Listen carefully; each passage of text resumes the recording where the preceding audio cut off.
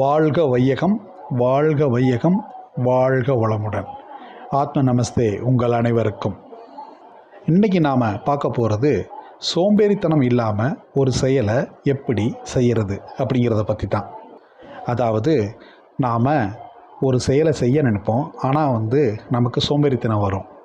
அதை over come பண்ணுறதுக்கு ரொம்ப கஷ்டப்படுவோம். இல்லை நாம் கவலையில் இருப்போம், அந்த சமயத்தில் ஒரு செயலை செய்யணும்னு நிர்பந்திக்கப்படுவோம்.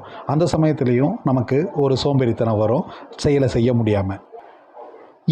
இந்த ரெண்டு சோம்பேறித்தனத்தையும் வெல்ல ஒரு டெக்னிக். இந்த டெக்னிக் 2 வகையாக நம்ம பார்க்கலாம். என்னென்னா, அந்த செயலை செய்யும்போது வர சோம்பேறித்தனத்தை விரட்ட நாம் மனசுக்குள்ளே இப்படி சொல்லிக்கணும்.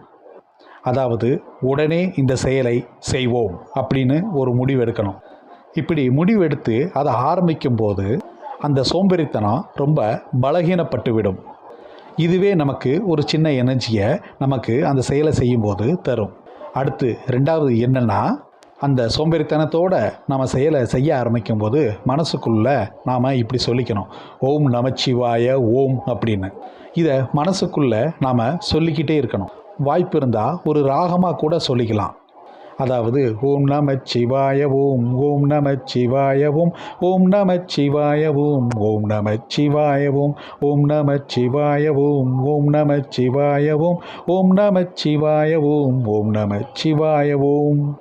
இப்படி செயலை செய்யும்போது மனசுக்குள்ளே சொல்லிக்கிட்டே இருந்தோம்னா நமக்கு அந்த சோம்பேறித்தனத்தால் பாடியில் மனசில் உண்டாகிற ஒரு லோயர் எனர்ஜி விரட்டி அடிக்கப்படும். ஸோ நாம் செயலை நல்ல முறையில் செஞ்சு முடிக்கலாம். எந்த நேரத்தில் நமக்கு சோம்பேறித்தனம் வந்தாலும் அந்த செயலை உடனே செய்ய இந்த 2 வழிமுறைகளை ஃபாலோ பண்ணிக்கலாம்.